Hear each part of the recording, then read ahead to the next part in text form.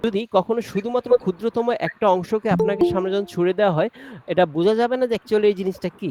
এটার মিনিংটা কি? এটা হইছে একটা তথ্যের সবচেয়ে ক্ষুদ্রতম পার্ট। এটা হচ্ছে একটা ডাটা। একটা মানুষের মোবাইল নাম্বার একটা ডাটা।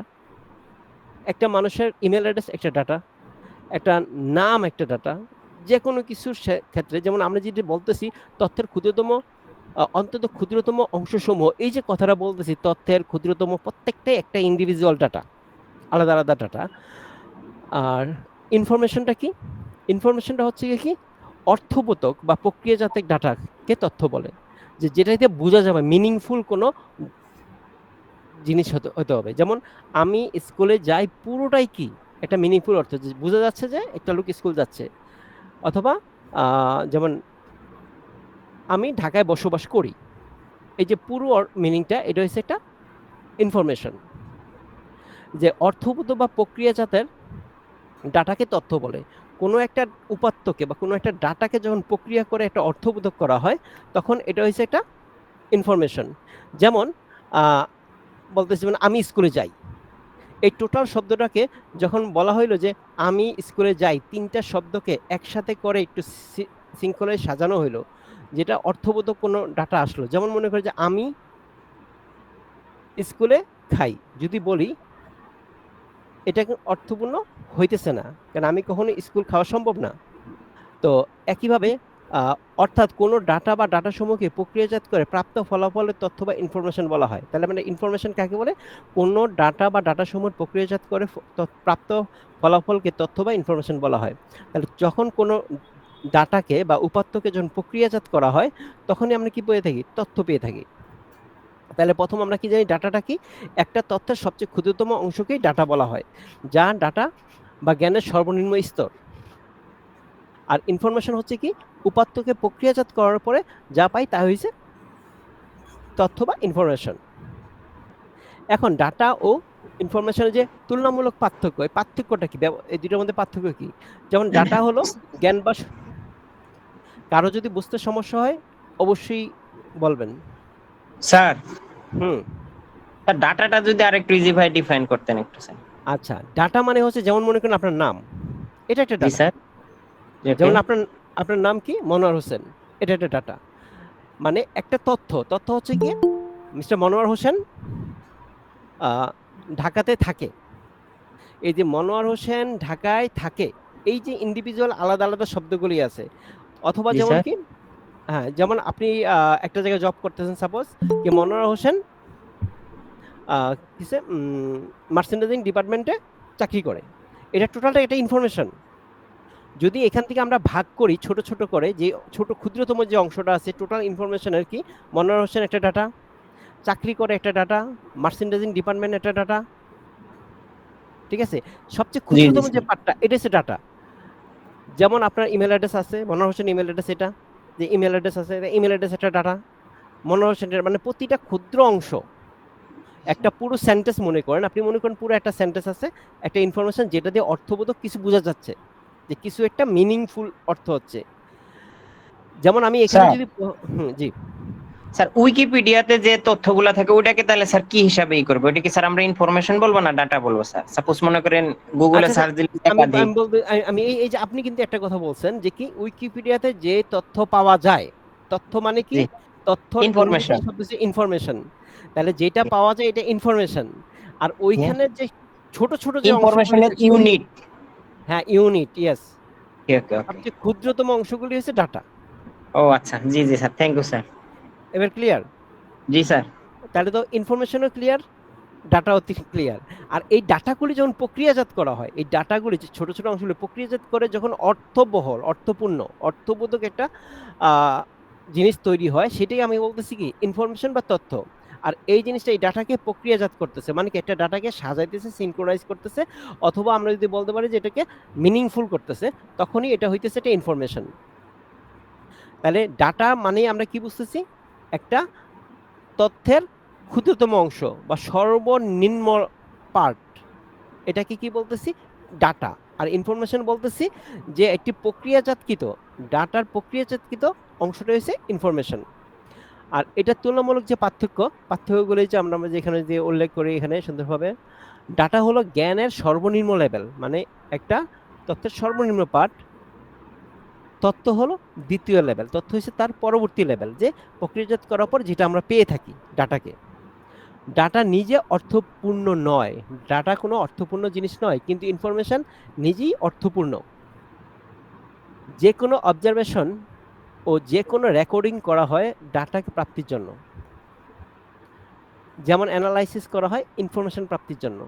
যেমন কিছু কিছু ক্ষেত্রে যখন বিভিন্ন বিজনেসের ক্ষেত্রে কিছু কিছু লোক এসে ঘুরে ঘুরে ঘুরে ঘুরে বিভিন্ন জায়গা থেকে ডাটা কালেক্ট করে, এই ডাটাগুলি নিয়ে রিসার্চ সেন্টারে দেয়, তখন ওরা কি করে ওই ডাটাগুলি নিয়ে প্রক্রিয়াজাত করে, প্রক্রিয়া করে কি করে মানে অ্যানালাইসিস করে, এই জিনিস ডাটাগুলি নিয়ে অ্যানালাইসিস করে যে জিনিসটা পায় সেটাকে বলা হয় ইনফরমেশন বা প্রাপ্ত রেজাল্ট।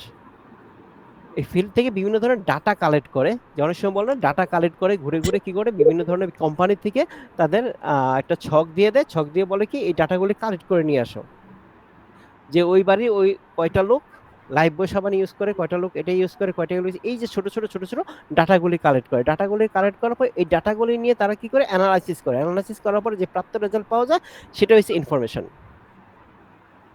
তারপর হচ্ছে যেমন fact, status, number, character, symbol, image ইত্যাদি হলো ডাটা। যে কোনো স্টাডি, এক্সপেরিমেন্ট, এক্সপিরিয়েন্স বা ইনস্ট্রাকশন থেকে প্রাপ্ত নলেজ হলো ইনফরমেশন। ডাটা হলো ইনফরমেশন আর এর রিপ্রেজেন্টেশন, মানে ডাটা কি হলো ইনফরমেশনের রিপ্রেজেন্টেশন, ইনফরমেশনকে রিপ্রেজেন্ট করতেছে। অর্থ প্রাপ্তির পরে ডাটাকে অবশ্যই মানুষ বা মেশিন দ্বারা ইন্টারপ্রেট করতে হয়। ইনফরমেশন হলো ইন্টারপ্রেটেড ডাটা, মানে কি হয়েছে যখন কোনো ডাটাকে পাওয়া যায়, সেই পাওয়ার ডাটাকে কোনো সফটওয়্যারের মাধ্যমে হতে পারে, কোনো মেশিনের মাধ্যমে হতে পারে, অথবা সরাসরি মানুষ বসেও হতে পারে, মানে ফিজিক্যালি একদম ডিরেক্টলি কোনো মানুষকে এটাকে ইন্টারপ্রেট করা বা এটাকে প্রক্রিয়াজাত করে তারপরে ইনফরমেশন তৈরি করা হয়। আর ইনফরমেশনকে নিজেই একটা প্রক্রিয়াজাতকৃত পার্ট, এই যে উপরে যে পার্টটা আমরা দেখতেছি উপাত্ত, প্রক্রিয়াজাতকরণ এবং তথ্য, জাস্ট এই কাজটাই, মূল পার্টটাই হচ্ছে এটা। ডাটাকে নেয়, প্রক্রিয়াজাত করা হয়, তথ্য আমরা পেয়ে থাকি বা ইনফরমেশন পেয়ে থাকি। এই প্রক্রিয়াজাতটা কিভাবে করতে পারে, কোনো মেশিনের মাধ্যমে করতে পারে, বা কোনো কম্পিউটার মাধ্যমে করতে পারে, বা কোনো সফটওয়্যার মাধ্যমে, এআই টেকনোলজির মাধ্যমে করতে পারে, অথবা কোনো মানুষ সরাসরি করতে পারে। তারপরে এবার আমরা আসি ডাটার ক্ষেত্রে, ডাটার প্রকারভেদ বা ডাটা কি কি রকম হইতে পারে। নর্মালি ডাটা হইতে পারে ধ্রুবক data, numerical data, character data ইত্যাদি হয়ে থাকে। আর এটার সংক্ষেপে যে হায়ারার্কিক্যাল আকারে সাজানো আছে সেই জিনিসটা এখানে উল্লেখ করা আছে। ডাটা টাইপ, ডাটা টাইপ কি ধরনের ডাটা হয়, ডাটা নর্মালি হয় কি কনস্ট্যান্ট ডাটা এবং ভেরিয়েবল ডাটা, এটা হচ্ছে প্রথম দুইটা ভাগে ভাগ করা হয়েছে। কনস্ট্যান্ট ডাটা মানে কি, যে ডাটা মান কখনো পরিবর্তন হয় না, যে ডাটা ফিক্সড সেটা হচ্ছে কনস্ট্যান্ট ডাটা। আর ভেরিয়েবল ডাটা মানে হচ্ছে যে ডাটা মান পরিবর্তিত হয় বা সেটা চেঞ্জ হয়, সেটা হচ্ছে ভেরিয়েবল ডাটা। যেমন আপনার ক্ষেত্রে যে আমি বলি যে এখন আপনার বয়স কত বছর, 25 বছর, 1 বছর পর কি আপনার বয়স 25 বছর থাকবে? থাকবে না, অবশ্যই চেঞ্জ হয়ে 26 হয়ে যাবে, আরেক বছর পর 27 হয়ে যাবে। তো এইটা গেল নর্মাল বাস্তব জীবনের এক্সাম্পলের ক্ষেত্রে যে আমি এরকম করে থাকি, অথবা এই এরকম অনেক আছে, যেমন মনে করেন আপনি এখন একটা ঘরে থাকেন, তার ঘর ভাড়া এত টাকা, কিছুদিন পর আবার চেঞ্জ হতে পারে, আবার চেঞ্জ হতে পারে, আবার চেঞ্জ হতে পারে, ফিক্সড না। কিন্তু আপনার যে নাম এটা সবসময় ফিক্সড, আপনার যে বাবার নাম এটা সবসময় ফিক্সড, এটা পরিবর্তন হবে না। এই জন্য কনস্ট্যান্ট ডাটা থাকে, ভেরিয়েবল ডাটা থাকে, ডাটা টাইপ থাকতেছে। আরেকটা জিনিস হচ্ছে কনস্ট্যান্ট ডাটার ভিতরে কিছু হচ্ছে লজিক্যাল, নিউমেরিক্যাল এবং ক্যারেক্টার। একইভাবে ভেরিয়েবলের ক্ষেত্রে তাই থাকে, লজিক থাকে, লজিক্যাল হয়, নিউমেরিক হয় এবং ক্যারেক্টার হয়। লজিক্যাল ডাটা কোনগুলা, যেই ডাটা হচ্ছে কম্পারিজন, যে কম বেশি বা সমান সমান, সমান সমান বা বেশি, সমান সমান বা কম, এই যে কম্পারিজন থাকে এটা হচ্ছে লজিক্যাল আর কি, যেটা হচ্ছে কি কি লজিক যেখানে কাজ করে থাকে। নিউমেরিক মানে হচ্ছে যেগুলো হচ্ছে সংখ্যা 1 2 3 4 5 6 7 8 যে সংখ্যাগুলি থাকে হচ্ছে নিউমেরিক ডাটা বলতেছে। আর ক্যারেক্টার বলতেছে কোন ডাটাগুলি, যেমন এ বি সি, এগুলো হচ্ছে ক্যারেক্টার। তবে ক্যারেক্টার হিসেবে আমরা সংখ্যাটাকে ক্যারেক্টার হিসেবে প্রকাশ করতে পারি। যেমন মনে করতে পারি, যেমন কি বলতেছে ঢাকা 1 যদি আমরা সাথে সাথে লিখি, ক্যারেক্টারের সাথে একটা সংখ্যা লিখে থাকি, বা সংখ্যাকে ক্যারেক্টার হিসেবে উপস্থাপন করা যায়।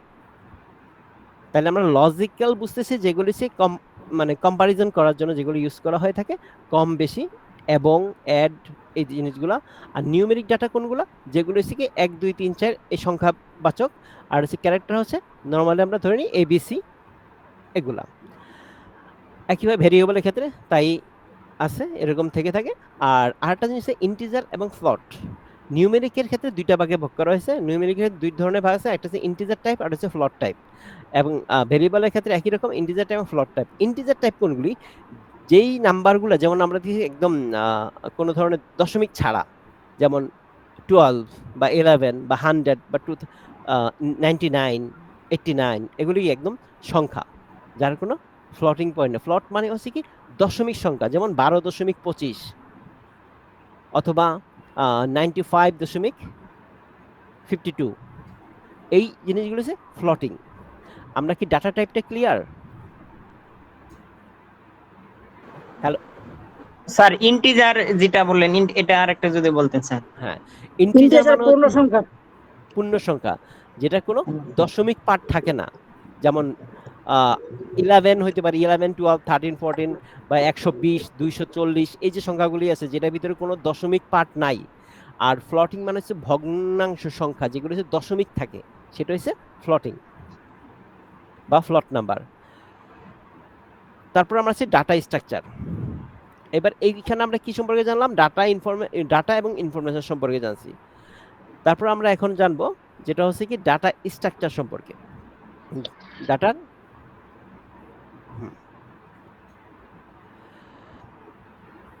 ডাটা সমূহকে কাজের উপর ভিত্তি করে বিভিন্নভাবে প্রক্রিয়াজাত করা হয় এবং ডাটা সমূহকে সুসংগঠিত করার প্রয়োজন হয়। ডাটা সমূহকে সুসংগঠনের ডাটা অর্গানাইজেশন বলে। কি বলতেছে?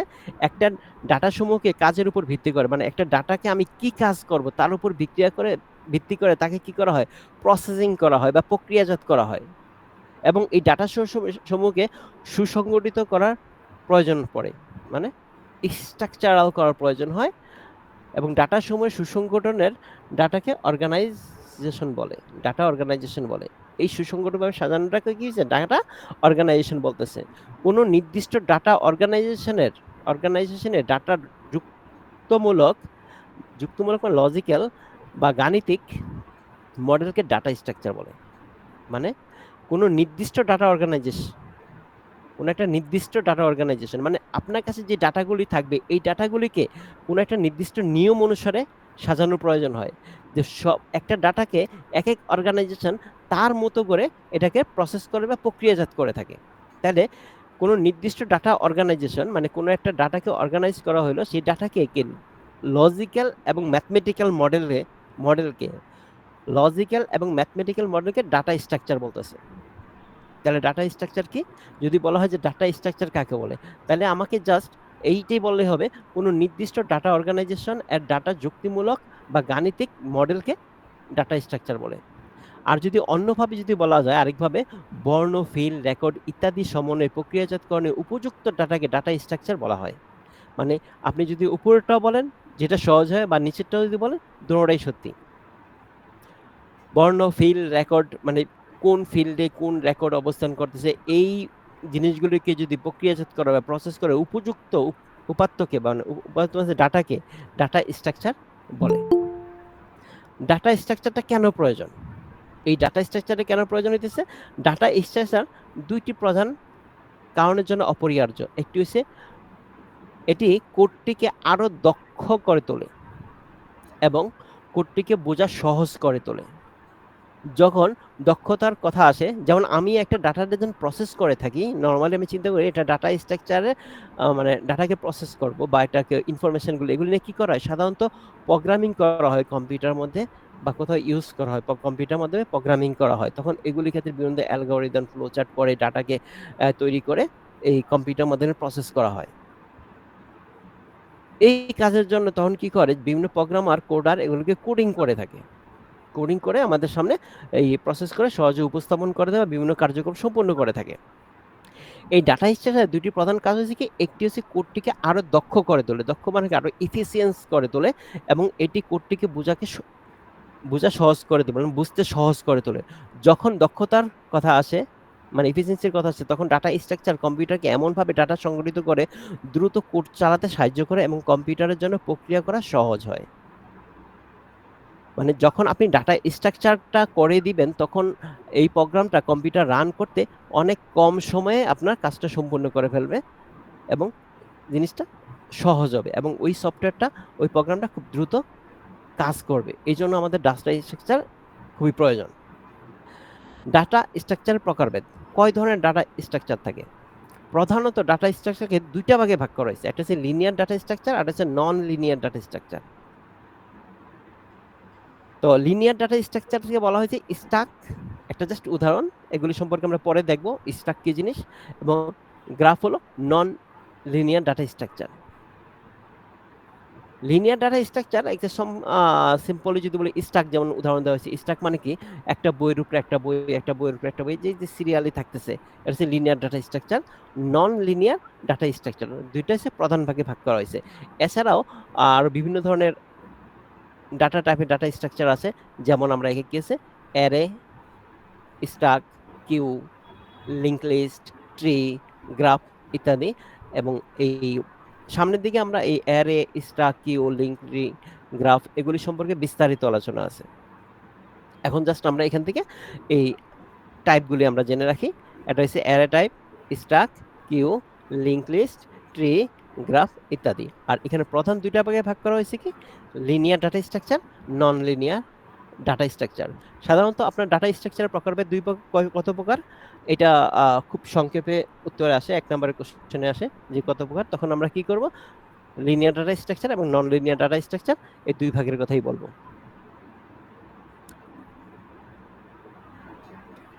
তারপর আসি ডাটা স্ট্রাকচার অপারেশন।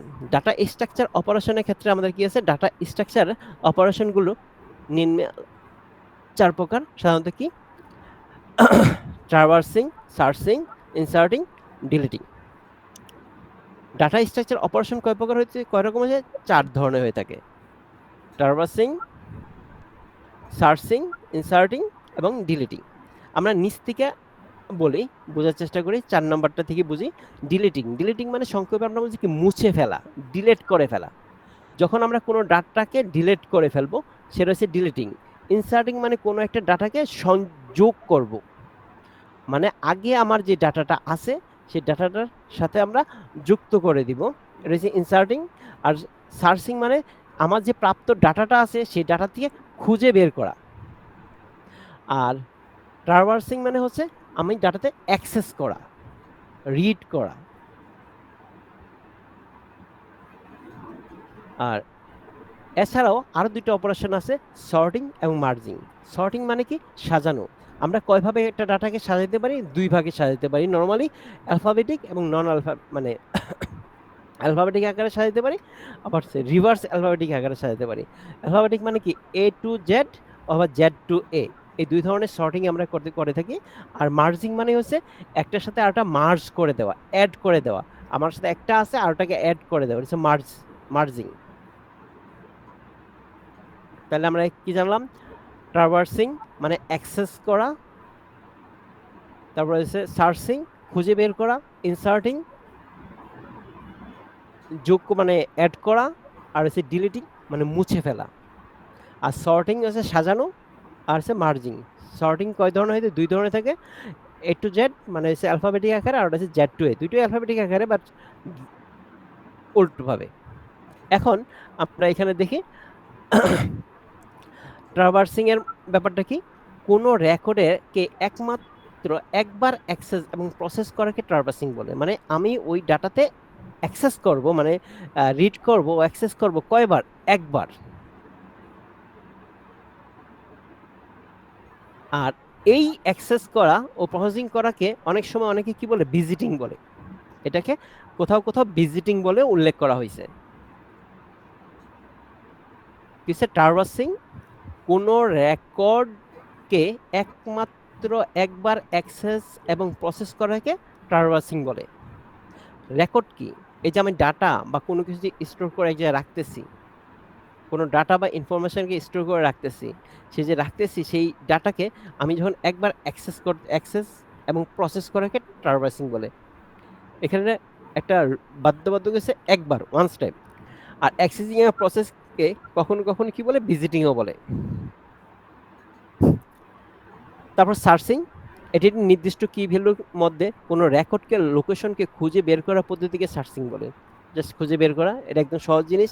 ইনসার্টিং, পূর্বে তৈরি করা কোনো ডাটা স্ট্রাকচার এর সাথে নতুন রেকর্ড যোগ করা কৌশলকে ইনসার্টিং বলে, মানে কোনো একটা রেকর্ডকে যোগ করা কে ইনসার্টিং বলতেছি।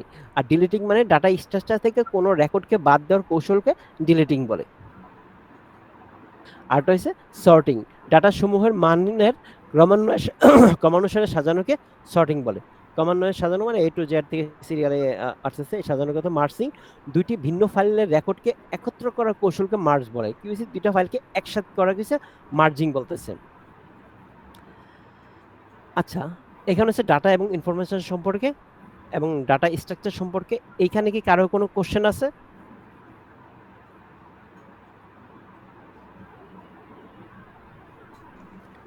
জি না স্যার। আচ্ছা, আলহামদুলিল্লাহ। তারপরে আমরা আছি অ্যালগোরিদম। আচ্ছা, এই অ্যালগোরিদমটা আমাদের কখন প্রয়োজন হয়, কেন আমরা অ্যালগোরিদম করে থাকি? যখন প্রোগ্রামিং কোনো, তৈরি করতে স্যার এটা প্রয়োজন হয়। হ্যাঁ, এখন আমরা যদি এইটা শুধু হ্যাঁ, প্রোগ্রামিং করার জন্য একটা প্রোগ্রামিং এর একটা পার্ট হচ্ছে অ্যালগোরিদম।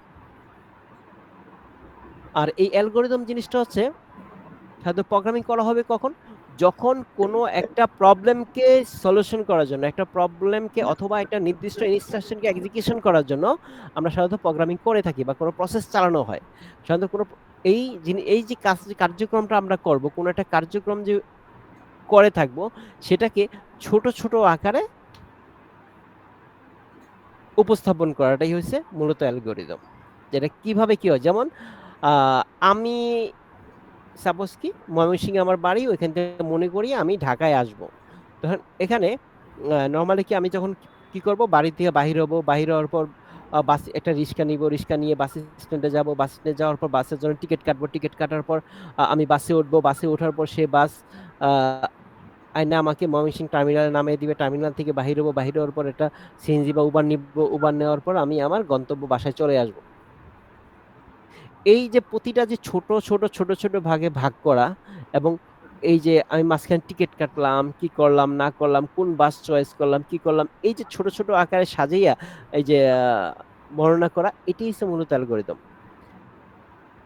এখন এই কাজের এই বর্ণনাটা এখন এখানে বইয়ের ভাষায় বলতে কি বলতে হয়, বিভিন্ন সমস্যার সমাধান করার জন্য কম্পিউটার ব্যাপকভাবে ব্যবহৃত করে থাকে। যে কোনো সমস্যার সমাধানের জন্য প্রথমে সমাধানের উপায় ঠিক করতে হয়। সমস্যার সমাধানের জন্য প্রোগ্রাম লেখা আবশ্যক, কিন্তু সাধারণত কোনো প্রোগ্রাম সরাসরি লেখা হয় না। প্রথমে প্রবলেমটি বিশ্লেষণ বা অ্যানালাইসিস করা হয়, অ্যানালাইসিস করার পর সমস্যার সমাধান নির্ণয় করা হয়, সমাধানের উপায়কে ক্ষুদ্র ক্ষুদ্র ধাপে বিভক্ত করা হয় এবং সেই অংশগুলোকে যুক্তিসম্মতভাবে পর্যায়ক্রমে কম্পিউটারের মাধ্যমে উপস্থাপন করা হয়। তাছাড়া প্রাত্যহিক জীবনের সব কাজেই আমরা ছোট ছোট অংশে বিভক্ত করে যুক্তিতর্কের মাধ্যমে পর্যায়ক্রমে কাজটি সম্পন্ন করে থাকি। কোনো সমস্যার সমাধানে সুস্পষ্ট ধাপসমূহ ক্রমান্বয়ে অ্যালগরিদম বলে। জাস্ট এক কথায় যদি বলতে হয় কি, যখন আমাকে ছোট্টভাবে এক কথা যদি বলতে হয়, কোনো সমস্যার সমাধানে সুস্পষ্ট ধাপসমূহকে ক্রমবিন্যাসকে, মানে ধাপসমূহের ক্রমবিন্যাসকে অ্যালগরিদম বলে। তো অ্যালগরিদম কাকে বলে? কোনো সমস্যার সমাধানে সুস্পষ্ট ধাপসমূহের ক্রমবিন্যাসকে অ্যালগরিদম বলে। অ্যালগরিদম কোনো প্রোগ্রামিং এর গুরুত্বপূর্ণ অংশ। একটি কি যে অ্যালগরিদম হচ্ছে একটি প্রোগ্রামিং এর একটা খুবই গুরুত্বপূর্ণ পার্ট। যদি অ্যালগরিদমটা যত ভালো হবে, তার প্রোগ্রামটা তত ভালো হবে।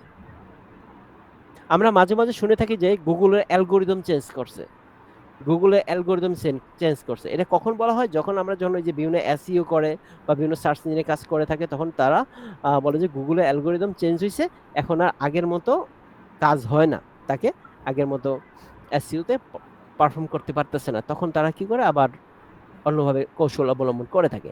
একই মানে সেই যে একটা প্রোগ্রামার যে কত সহজে ওই কাজটা তার উদ্দেশ্য হাসিল করবে, তার জন্য সে মানে কত সুন্দরভাবে অ্যালগরিদমটা তৈরি করতে পারতেছে, তার উপর নির্ভর করে। অ্যালগরিদম কোনো প্রোগ্রামের গুরুত্বপূর্ণ অংশ। অ্যালগরিদম সঠিক না হলে প্রোগ্রাম সঠিক কাজ করে না। অ্যালগরিদমের দক্ষতা অর্জন করতে হলে অ্যালগরিদম সম্পর্কে স্বচ্ছ ধারণা থাকতে হবে প্রোগ্রামে কোনো ধারাবাহিকতার কাজ করবে অ্যালগরিদমটি সেটি নির্ধারণ করে। তাছাড়া অ্যালগরিদমকে যত সুষ্ঠু ও সঠিকভাবে উপস্থাপন করা যায়, প্রোগ্রাম তত কম মেমোরি স্পেস নেয় এবং তুলনামূলক কম সময়ে আউটপুট ও ফলাফল প্রদর্শিত হয়। যেমন আমাকে বলা হলো যেমন একটা ছোট একটা প্রবলেম সলভ করার জন্য। কিরকম প্রবলেম? আমি সিম্পল দিয়ে যাতায়াতের কথাই বলি। সাপোজ মনে করো উত্তরা থেকে আমি মিরপুর ১ নম্বরে আসবো। তো উত্তরা থেকে মিরপুর ১ নম্বর আসার জন্য বিভিন্ন ধরনের পথ অবলম্বিত আছে। যেমন আমি যদি উত্তরা থেকে একটা রিক্সা নিয়ে ঘুরে বিভিন্নভাবে হ্যাঁ, আসতে পারি। আবার একটা উবার নিয়েও আসতে পারি। আমি একটা মোটরসাইকেল নিয়েও আসতে পারি। এখন আমাকে দেখতে হবে কি আমরা কয়জন যাচ্ছি? আমি কি সিঙ্গেল যাচ্ছি? নাকি ফ্যামিলি নিয়ে যাচ্ছি? নাকি আ আমি আমাকে খুব দ্রুত কোনো কাজ সম্পূর্ণ করে নির্দিষ্ট টাইমে যেতে হবে এরকম চিন্তা করতেছি। তো অথবা নাকি আমি হেঁটে আসবো। এই জিনিসগুলি ডিপেন্ড করবে আমাদের টোটাল পরিস্থিতি, পরিবেশ এবং কাজের উপর ডিপেন্ড করবে। যদি আমি একা যাই তখন আমি চিন্তা করব একটা উবার নিয়ে একটা উবারের মোটরসাইকেল নিয়ে আমি সহজে চলে আসবো, খুব দ্রুত আসতে পারবো, একা চলে আসতেছি। কিন্তু আমি যদি একটা আ প্রাইভেট কার নিয়ে আসি, প্রাইভেট কার উবার নিয়ে আসি, তাহলে আমার কি করতে হবে? এখানে কস্ট বেড়ে যাবে। আমি সহজে আসবো কিন্তু খরচ বেড়ে যাবে। আবার আমি যদি বাসে চলে আসি তাহলে আমার খরচ কম পড়বে। কিন্তু আমার সময় একটু বেশি লাগবে। আবার আমি যখন ফ্যামিলি নিয়ে আসবো, যখন আমার সিকিউরিটি চিন্তা করব তখন আমি কি করব? ফ্যামিলি একটা প্রাইভেট কার উবার নিয়ে খরচ একটু বেশি হলেও তখন আসবো। এই বিভিন্ন ইস্যুগুলি পরিবেশ, পরিস্থিতি সবকিছুর উপর ডিপেন্ড করে আমি চিন্তা করব যে আমার অ্যালগরিদমটা আমি কিভাবে সাজাবো? আমি কোন পথে আগাবো? আর ওই পরিবেশ পরিস্থিতির উপর ডিপেন্ড করে আমি যত নিখুঁতভাবে আমার অ্যালগরিদমটা সম্পূর্ণ করতে পারবো, আমার প্রোগ্রামটা তত ভালো চলবে এবং আ সবাই তত খুশি হবে। তো একইভাবে আমাদের এই কম্পিউটার এই প্রোগ্রামটা কোথায় চলে? কম্পিউটারে চলে। এই কম্পিউটারের মধ্যে আমি যদি অযথা অ্যালগরিদমকে ঘুরিয়ে কোনো প্রোগ্রামকে আ ইউজ করে থাকি, সাপোজ আমি সিম্পল একটা চিন্তা করে থাকি যে আমি একটা জায়গায় আমি মেমোরি স্পেস আমার কত? 1 এমবি নিলে হয়ে যাচ্ছে। কিন্তু আমি এখানে কি করলাম? 2 এমবি নিয়ে কাজ করলাম। যে আমার তো 1 এমবি নিলে মানে 2 এমবি নিলেও তো হয়ে যাচ্ছে। কিন্তু অযথা যদি মেমোরি স্পেস বেশি খরচ করি, তাহলে দেখা যাবে কি আমার বেশি পরিমাণ হার্ডওয়্যার লাগতেছে। আমার প্রোগ্রাম স্লো হয়ে যাবে। এজন্য আমার চিন্তা করতে হবে যে আমি কোন কতটুকু মেমোরি নিবো? আমি এখানে কোন ধরনের জিনিস ইউজ করে থাকবো অ্যালগরিদমে? ওইভাবেই আমাকে অ্যালগরিদমটা সাজাতে হবে। আর অ্যালগরিদমের যে বৈশিষ্ট্যগুলি আছে এগুলি কি? কয়েকটা ধাপে আমরা অ্যালগরিদম বৈশিষ্ট্য। অ্যালগরিদম রচনার ক্ষেত্রে নিচে বৈশিষ্ট্যগুলো গুরুত্বপূর্ণ। অ্যালগরিদম আর নির্দিষ্ট সংখ্যক ইনপুট থাকবে। আর অ্যালগরিদমে কি থাকবে? নির্দিষ্ট স্টেপ থাকবে। বর্ণিত ধাপসমূহ সহজভাবে নির্ভুল ও সংক্ষিপ্ত হতে হবে। অ্যালগরিদমের নির্বাহের সময়কাল নির্দিষ্ট মাত্রায় থাকা উচিত। অ্যালগরিদম বাস্তবায়নের জন্য ন্যূনতম মেমোরি স্পেস ব্যবহার হওয়া উচিত। অ্যালগরিদমের আউটপুট থাকবে। অ্যালগরিদম প্রোগ্রামের সমাপ্তি টানবে। মানে হচ্ছে যখন আমরা একটা অ্যালগরিদম শুরু করব তার জন্য কি প্রথমে এখানে একটা জিনিস মিসিং করলো নাকি? স্টার্ট থাকবে। স্টার্টটা উল্লেখ করা হয়নি।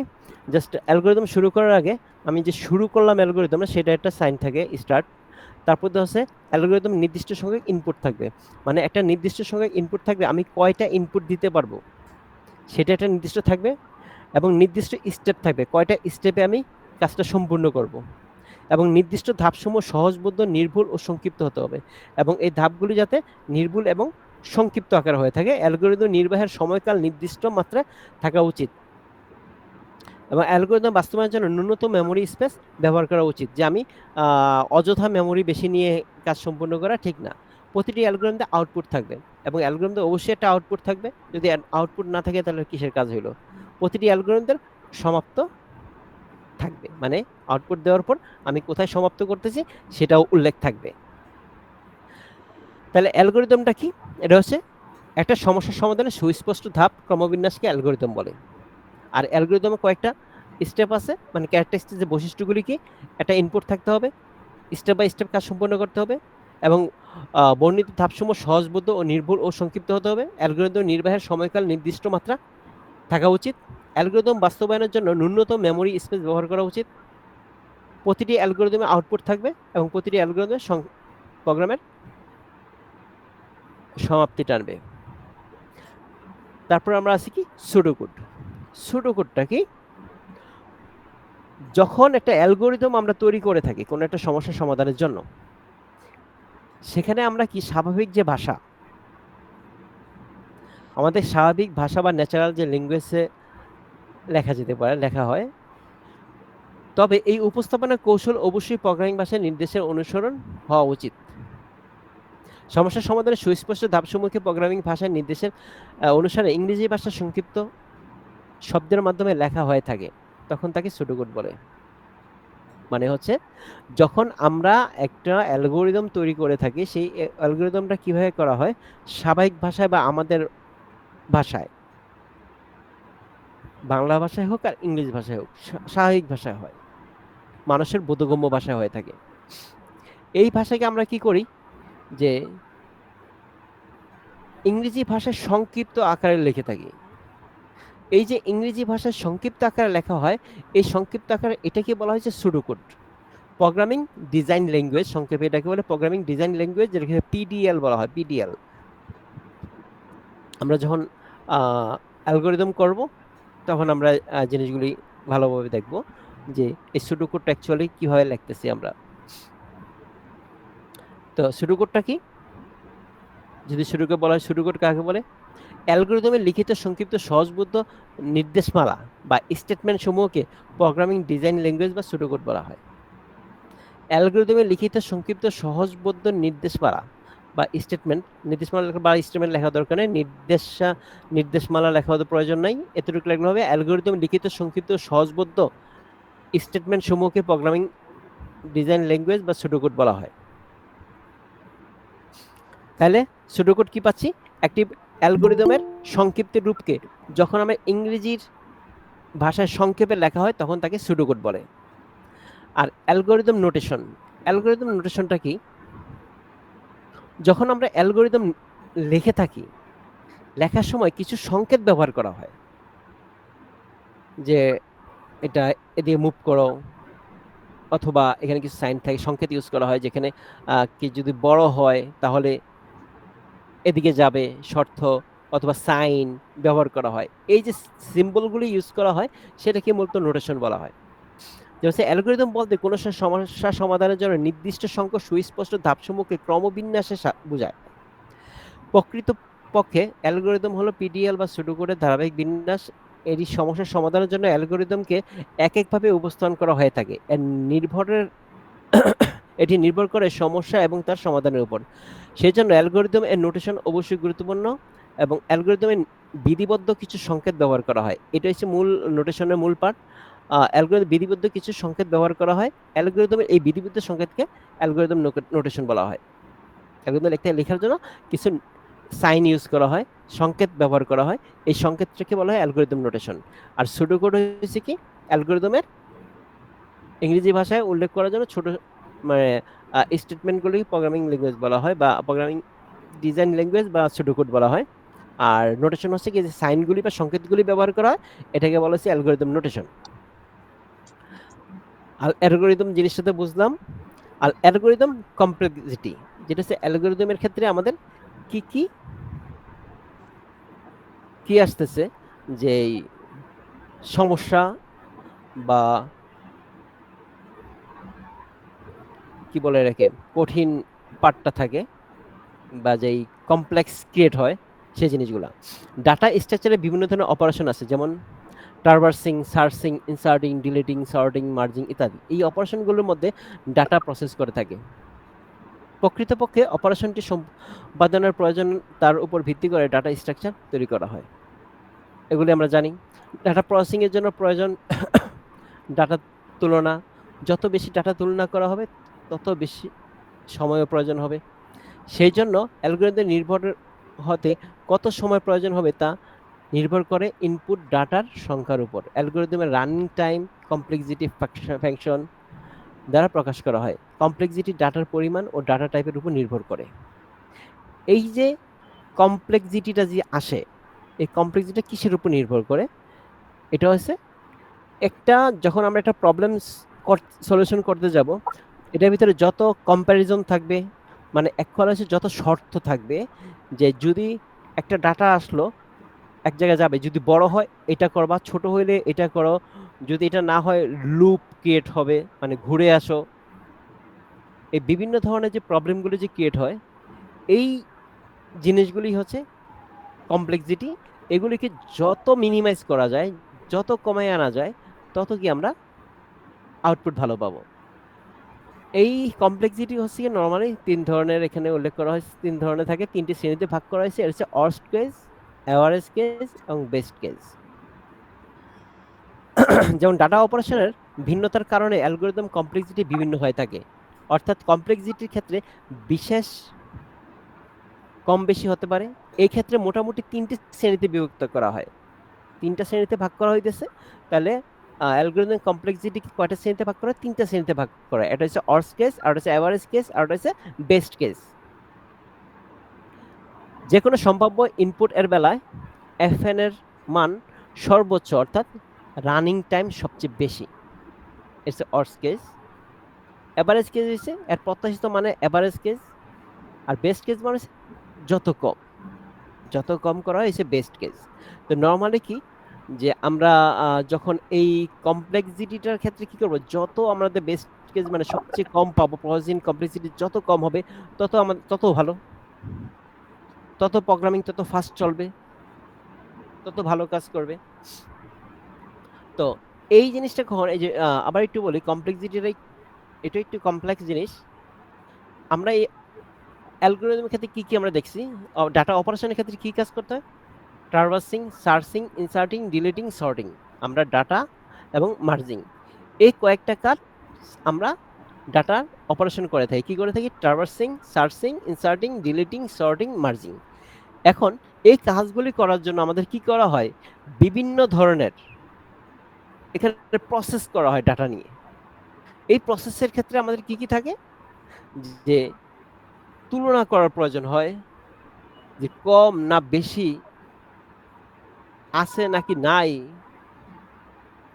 অথবা এই যে তুলনা যত করা হয় বা যত শর্ত আরোপ করা হয়, তত কি করা হয়, এই রানিং টাইম বেড়ে যায়, বেশি সময় নেবে।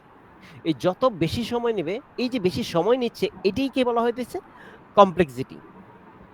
আর এই কমপ্লেক্সিটির সময় যত বেশি নিবে, আর এই কমপ্লেক্সিটি এই যে রান টাইম, এটাকে আমরা উল্লেখ করা হয় এফ এন এর মাধ্যমে, এফ ব্র্যাকেটের ভিতরে এন দিয়ে, এই যে কমপ্লেক্সিটি ফাংশন। আর এটাকে তিনটা শ্রেণীতে ভাগ করা হয়েছে: অর্স কেস, এভারেজ কেস এবং বেস্ট কেস। যত বেশি সময় নেবে তত হচ্ছে অর্স কেস, রান টাইম সবচেয়ে বেশি থাকবে। এভারেজ কেসে এর প্রত্যাশিত মানকে এভারেজ কেস বলা হয়। আর হচ্ছে কখনো কখনো ডাটা প্রসেসিং কমপ্লেক্সিটি এতটা কম থাকে যে এর মান সর্বনিম্ন মাত্রায় নেমে আসে, এবং এক্ষেত্রে বেস্ট কেস দেওয়া হয়। গড় ক্ষেত্রে এভারেজ ক্ষেত্রে বিশ্লেষণ করে অধিকাংশ সময় ইনপুট ডাটা উপাদানের সুষম বিস্তৃতির উপর নির্দিষ্ট প্রবাবিলিটি কল্পনা করা হয়। এরূপ ক্ষেত্রে ইনপুট ডাটা উপাদানকে সম্ভাব্য প্রিপারেশন আর রানিং সময় নির্ধারণ করা হয়, এবং এভারেজ কেসের নিচে থাকে, নিচের ধারণাকে ব্যবহার করা হয়ে থাকে। এভারেজ কেসের নিচে থাকলে তাদেরকে ব্যবহার করা হয়ে থাকে। এখন একটা জিনিস আমি আবার একটু অ্যালগোরিদম ক্ষেত্রে শুরু করি প্রথম থেকে। আচ্ছা, অ্যালগোরিদম সম্পর্কে কারো কোনো প্রশ্ন আছে?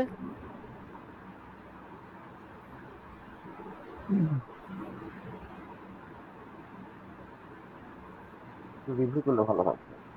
রিভিউ করলে ভালো হয়। আচ্ছা, প্রথমে আমি অ্যালগোরিদম সম্পর্কে একটু বলি। অ্যালগোরিদম হচ্ছে যখন একটা প্রোগ্রামিং করা হয়, একদম আমি আর এলোমেলো মানে বর্ণনাতে যাচ্ছি না। যখন একটা প্রোগ্রামিং করা হয়, প্রোগ্রামিং করার প্রয়োজন প্রথম আমাদের কি করা হয়, কি সমস্যা, সেই সমস্যাটা দেখতে হয়। সমস্যাটা দেখি সেই সমস্যার সমাধানের উদ্দেশ্যে আমাদেরকে এটাকে সাজাতে হয়। তখন এই যে আমি কিভাবে এই প্রবলেমটা বা এই সমস্যাটা সমাধান করব, তা নির্ধারণ করে থাকি, অ্যানালাইসিস করে থাকি, অ্যানালাইসিস করে নির্ধারণ করার পর এই সমস্যাটার প্রতিটা ধাপকে ছোট ছোট ছোট ছোট ভাবে সুবিন্যস্ত করা হয়। তাহলে কোনো একটা সমস্যার সমাধানের জন্য ছোট আকারে যে ধাপে ধাপে যে ক্রমবিন্যাস করা হয়, এটাকে আমরা কি বলতেছি? অ্যালগোরিদম বলতেছি। আর এই অ্যালগোরিদমকে তার কিছু বৈশিষ্ট্য আছে, একটা অ্যালগরিদম কয়েকটা বৈশিষ্ট্য থাকে। সে বৈশিষ্ট্যগুলি কি? একটা ইনপুট থাকবে, কারণ আমি যখন এটা কিন্তু প্রসেস করবো বা কোনো সমস্যার সমাধান করব, অবশ্যই সেখান থেকে আমার কিছুকে ইনপুট দিতে হবে তার প্রসেস করার জন্য। তাহলে আমরা কি করতেছি? ইনপুট নিব। ইনপুট নেওয়ার পর তারপর কি করব? এই সমস্যার সমাধানের কি বিভিন্ন ধাপে ধাপে, স্টেপ বাই স্টেপ কিছু ধাপ থাকবে। তার বর্ণিত ধাপসমূহ সহজবোধ্য ও নির্ভুল ও সংক্ষিপ্ত করতে হবে। মানে কি হচ্ছে, অ্যালগরিদম ক্যারেক্টারিস্টিক্স বা বৈশিষ্ট্যগুলি দিয়ে থাকে, তার একটা ইনপুট থাকবে, তার কিছু ধাপ থাকবে, এবং সেটা সহজ, নির্ভুল, সংক্ষিপ্ত আকারে হইতে হইব, এবং এটা সময়কাল মাত্রা থাকবে, যেটা কত সময়ের মধ্যে সম্পূর্ণ হবে। মানে আর অ্যালগরিদম বাস্তবায়নের জন্য মেমোরি স্পেস যত কম নেওয়া যায় সেটা চিন্তা করতে হবে। এই প্রতিটি অ্যালগরিদম একটা আউটপুট থাকবে, এবং এই যে অ্যালগরিদমটা শেষ হয়েছে, প্রোগ্রামের সমাপ্তি, সে সমাপ্তি ইন্ট আনতে হবে। এটা হচ্ছে তার বৈশিষ্ট্য। তাহলে অ্যালগরিদম জানলাম কি? একটা সমস্যার সমাধানের সুস্পষ্ট ধাপসমূহ ক্রমবিন্যাসের কে অ্যালগরিদম বলতেছি। আর তার বৈশিষ্ট্য বলতেছি, তার ইনপুট থাকবে, স্টেট থাকবে, নির্ভুল, সংক্ষিপ্ত থাকবে, এবং নির্দিষ্ট সময়কাল থাকবে, মেমোরি স্পেস যত কম নেওয়া যায়, একটা আউটপুট থাকবে, এবং এটা সমাপ্ত টানতে হবে। তারপর আসতে আমরা সিডু কোড। এই অ্যালগরিদমটা যখন আমরা রচনা করব, সেই অ্যালগরিদমটা কি করতেছি? ইংরেজি ভাষায় সংক্ষিপ্ত আকারে যে প্রকাশ করা হয়, এটাকে বলতেছি সুডোকোড। সুডোকোড কি? অ্যালগরিদমকে যখন ইংরেজি ভাষায় সংক্ষিপ্ত আকারে, মানে সাংকেতিক ভাষায়, ইংরেজি সাংকেতিক ভাষায়, যেমন ইংরেজি সাংকেতিক ভাষা আমরা কিরকম লিখে থাকি নর্মালি, আমরা একটু বলি, যেমন প্লিজ, অনেকে লেখে কি পিএল জেড দিয়েও লেখে, অনেকে পিএলএসও লেখে, প্লিজ, মানে প্লিজের সংক্ষিপ্ত রূপ লিখতেছে। তারপর আবার যেমন মেসেজিং এ আমরা দেখি না যে সংক্ষেপে সংক্ষেপে কিছু লেখা থাকে, সংক্ষেপে কিছু ভাষা ইউজ করে থাকে। তো ওই রকম যে সংক্ষেপে যে ছোট করে যে লিখতেছে সাংকেতিক সাইনে বা প্রোগ্রামিং ল্যাঙ্গুয়েজে, মূলত প্রোগ্রামিং ভাষায়, তো ওইটা কি বলতেছি আমরা? কি? সুডোকোড। তারপর নোটেশন। নোটেশনটা কি? যেন প্রোগ্রামের ভিতরে এই অ্যালগরিদম লেখার সময় বিভিন্ন ধরনের সিম্বল ব্যবহার করা হবে বা বিভিন্ন ধরনের সংকেত ব্যবহার করা হয়। এই সংকেতগুলো কি বলতেছি? নোটেশন। আর ওভারঅল অ্যালগরিদমটা যত ভালো হবে, প্রোগ্রামিং তত ভালো হবে অ্যালগরিদমের ক্ষেত্রে। মানে তার এটা প্রোগ্রামিং এর খুবই ইম্পর্টেন্ট একটা অংশ। আর এই অ্যালগরিদম থেকে আমরা কি তৈরি করে থাকি? Flow chart. সেটা পরে আমরা দেখব। তারপর যে কমপ্লেক্সিটি। কমপ্লেক্সিটিটা কি? যখন আমরা অ্যালগরিদমটা তৈরি করে থাকি, কি জন্য অ্যালগরিদমটা তৈরি করে থাকি? সাধারণত ডাটার বিভিন্ন অপারেশন যখন করা হয়, ডাটা স্ট্রাকচারে বিভিন্ন ডাটা অপারেশন করা হয়, অপারেশন ডাটা স্ট্রাকচার, ডাটা অপারেশনটা কি করা হয়? ট্রাভার্সিং করা হয়, সার্চিং করা হয়, ইনসার্টিং করা হয়, ডিলিটিং করা হয়, সর্টিং করা হয়, মার্জিং করা হয়। এই কয়েকটা কাজ করা হয় এবং সাথে আরো কাজ করা হয়। এগুলি হচ্ছে মেইন কাজ। এই কাজগুলি করার সময় বিভিন্ন ধরনের অপারেশন চালানো হয়। এই অপারেশনের মধ্যে কিছু অপারেশন আছে, যেমন ডাটার কম্প্যারিজন বা তুলনা করা হয়, কম্পেয়ার করা হয়, তুলনা করা হয়। আহ, এই এই কাজগুলি যত বেশি থাকবে একটা প্রোগ্রামিং বা একটা অ্যালগরিদমের ভিতরে, মানে প্রোগ্রামিং এর ভিতরে, তত কি হবে? এখানে রান টাইম বেড়ে যায়। আর এই রান টাইমকেই কি বলতেছি? কমপ্লেক্সিটি ফাংশন, এফএন দ্বারা যাকে প্রকাশ করা হয়। এর তিনটা শ্রেণীতে ভাগ করা হয়েছে একে। এই কমপ্লেক্সিটি ফাংশনকে তিনটা শ্রেণীতে ভাগ করা হয়েছে। কি কি? একটা হচ্ছে অর্স কেস, আরেকটা হচ্ছে এভারেজ কেস, আর একটা হচ্ছে বেস্ট কেস। অর্স কেস মানে হচ্ছে কি? এর সম্ভাব্য ইনপুটের বেলায় এফএন এর মান সর্বোচ্চ, অর্থাৎ রান টাইম সবচেয়ে বেশি, রান টাইম সবচেয়ে বেশি নিচে, এটা হচ্ছে অর্স কেস। এভারেজ কেস হচ্ছে কি? তার চেয়ে কম, একদম কমের চেয়ে বেশি আর কি, এভারেজ কেস যেটা হচ্ছে নর্মাল। আর বেস্ট কেস মানে যখন এই কমপ্লেক্সিটি বা এই ফাংশন টাইমটা একেবারে কম থাকে, সর্বনিম্ন থাকে, মানে এর চেয়ে ভালোভাবে আর অ্যালগরিদমটা তৈরি করা সম্ভব না, যেখানে কমপ্লেক্সিটি ফাংশনটা খুবই কম, রান টাইম খুব কম, তখন আমরা বেস্ট কেস বলতেছি। সাধারণত কি করা হয় অ্যালগরিদমের ক্ষেত্রে, এই বেস্ট কেসের কথাই চিন্তা করা হয়, সবাই এটা কথা চিন্তা করে, সাধারণত এভারেজ কেস হলেই চালিয়ে দেয়। কিন্তু অর্স কেস যখন আসে তখন কি করা হয়, আবার নতুন করে ডিজাইন করার কথা চিন্তা করা যায় যে আবার নতুন করে অ্যালগরিদমটা করার দরকার, এতে রান টাইম অনেক বেড়ে গেছে। এভারেজ ক্ষেত্রে বিশ্লেষণ করে অধিকাংশ সময় ইনপুট ডাটা উপাদানের সুষম বিস্তৃতির উপর নির্দিষ্ট প্রবাবিলিটি কল্পনা করা হয়। এরূপ ক্ষেত্রে ইনপুট ডাটা উপাদানের সম্ভাব্য প্রিপারেশন রানিং সময় নির্ণয় করে থাকে। এভারেজ কেজের নিচে ধারণা ব্যবহার করা হয়ে থাকে। সাধারণত এভারেজ কেজে কাজ করে না, নিচে আমরা কাজ করে থাকি। আচ্ছা, এই টোটাল এখানের ভিতরে কারো কোনো কোশ্চেন আছে? আমরা আজকে যা যা দেখছি, আমরা আজকে নতুন কিছু দেখবো না এখানে। Data information, data information, data structure, algorithm, আমরা তিনটা টপিকস নিয়ে কথা বলেছি। এই তিনটা টপিকসের মধ্যে কারো কোনো ধরনের কোশ্চেন আছে?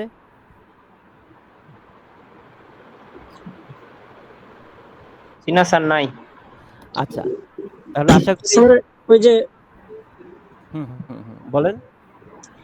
স্যার আমরা অ্যালগরিদম যেটা জানছিলাম সেটা হচ্ছে যে ধাপে ধাপে সমস্যা সমাধানের জন্য বর্ণনা ভিত্তিক আর কি সমস্যার সমাধান করা, এরকম শিখছিলাম স্যার। না না না বর্ণনা ভিত্তিক। না না বর্ণনা আর ফ্লো চার্ট হচ্ছে আপনার চিত্র ভিত্তিক, এরকম শিখছিলাম স্যার। হ্যাঁ, যেটা হচ্ছে গিয়ে অ্যাকচুয়ালি বর্ণনা ভিত্তিক বলা যাবে না, এটা হচ্ছে যে মনে করেন আপনি লেখা ভিত্তিক বলতে পারেন। মানে বর্ণনা ভিত্তিক বলতে গেলে তো বর্ণনা বিশ্লেষণ বোঝায়, বর্ণনা বলতে গেলে না এরকম না জিনিসটা।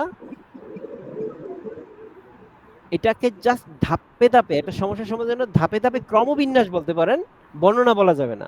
এখানে কিন্তু অ্যালগরিদম কিন্তু বর্ণনা থাকে না, এখানে এটা বর্ণনা তো স্যার থাকে। লেখার মাধ্যমে আর কি প্রকাশ করা হয়, এই জন্য বলা হ্যাঁ হ্যাঁ, হচ্ছে আর কি। আচ্ছা আচ্ছা, হ্যাঁ লেখার মাধ্যমে প্রকাশ করা হয়, এটা বলতে পারেন টেক্সটের মাধ্যমে, লেখার মাধ্যমে প্রকাশ করা যায়। তো এটা হচ্ছে ক্রমবিন্যাস উপস্থাপন, যেটা হচ্ছে লেখার মাধ্যমে প্রকাশ করা হয়। ঠিক আছে, এটাই জাস্ট লেখার মাধ্যমে প্রকাশ করা হয়। ফ্লো চার্ট যেটা চিত্রের মাধ্যমে প্রকাশ করা হয়। আর কেউ কিছু বলবেন? আমি শীটটা দিয়ে দিব, ভিডিওটা দিয়ে দিব।